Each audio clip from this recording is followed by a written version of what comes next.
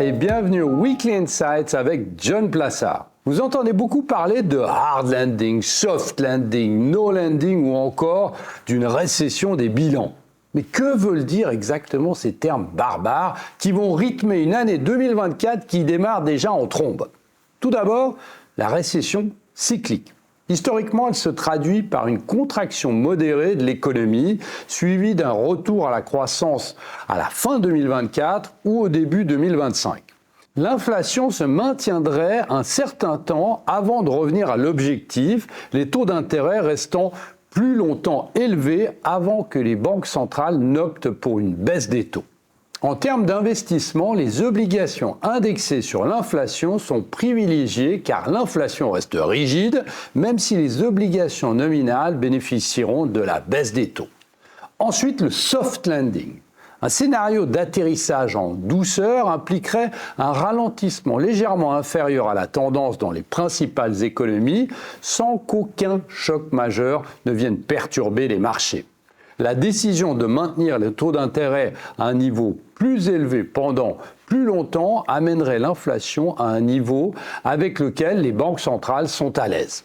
Cela leur permettrait alors de pivoter et de réduire les taux d'intérêt, allégeant ainsi la pression sur les ménages et les entreprises endettées. En termes d'investissement dans un soft landing, les valeurs moins défensives et à moyenne capitalisation sont susceptibles de surperformer le marché.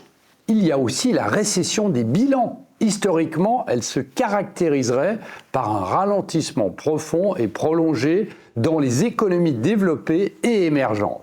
Un cycle de défaillance grave s'installerait sur les marchés des entreprises et les États souverains les plus faibles seraient également sous pression.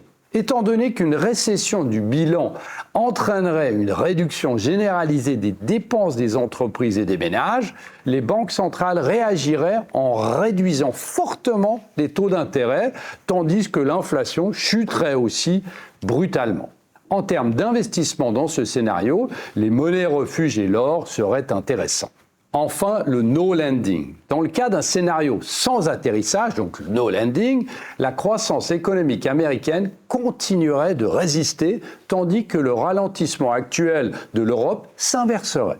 L'inflation de base resterait stable et s'établirait à 1 ou 2 points de pourcentage au-dessus des objectifs des banques centrales, ce qui encouragerait les responsables de la politique monétaire à maintenir les taux d'intérêt à leur niveau actuel.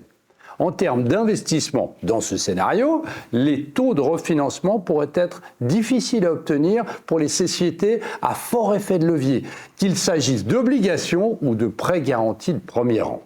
Si vous voulez avoir plus de détails sur chacun des scénarios et les manières d'y investir, n'hésitez surtout pas à nous demander. Passez une très bonne semaine.